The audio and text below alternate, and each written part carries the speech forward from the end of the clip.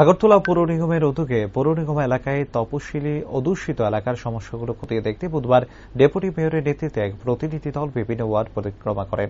এই বিষয়ে সংবাদ মাধ্যমের সামনে ডেপুটি মেয়র মনিকা দাস দত্ত বলেন, মুখ্যমন্ত্রীর নির্দেশ অনুসারে পৌর নিগম এলাকার উন্নয়নে আরও গতি আনতে এদিনের কর্মসূচি। তিনি বলেন, তপশিলি জাতি অধ্যুষিত এলাকাগুলি উন্নয়নের প্রশ্নে পৌর নিগমে আরও কি করতে পারে তার পরিকল্পনা গ্রহণের জন্য এই পরিদর্শন। তিনি আরও বলেন, সময়ের সঙ্গে তাল মিলিয়ে বর্তমান সরকার তপশিলি জাতি মানুষের জন্য বহুমুখী উন্নয়নের পন্থা গ্রহণ করেছে। বর্তমানে PMY একটি স্কিমের আওতায় পরিকাঠামো উন্নয়ন এবং তার সাথে কর্মদক্ষতা বৃদ্ধির লক্ষ্যে কাজ করে তপশিলি জাতি কল্যাণ দপ্তর এবং আগরতলা পৌর নিগম। পাশাপাশি অর্থনৈতিকভাবে স্বাবলম্বনের জন্য সরজমিনে পরিদর্শন করে 2023 এবং 24 সালের অ্যাকশন প্ল্যান সাবমিট করা হবে।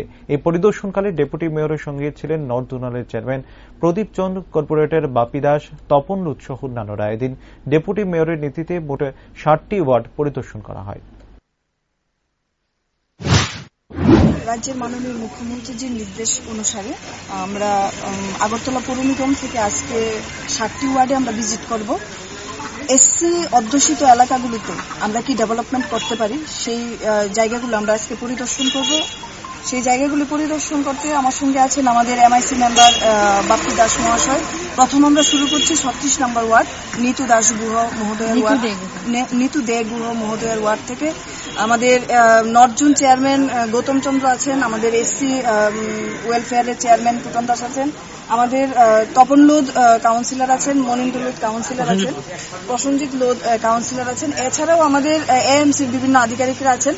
আসলে সরকার সময়ের সঙ্গে সঙ্গে তফসিলি জাতিদের জন্য বিভিন্ন বহুমুখী পন্থা গ্রহণ করেছেন, কিন্তু সেগুলো আমাদের বর্তমানে যে একটি স্কিম এসেছে PMY যে স্কিম, সেই স্কিমের আওতায় আমরা ইনফ্রাস্ট্রাকচার ডেভেলপমেন্ট, স্কিল ডেভেলপমেন্ট এবং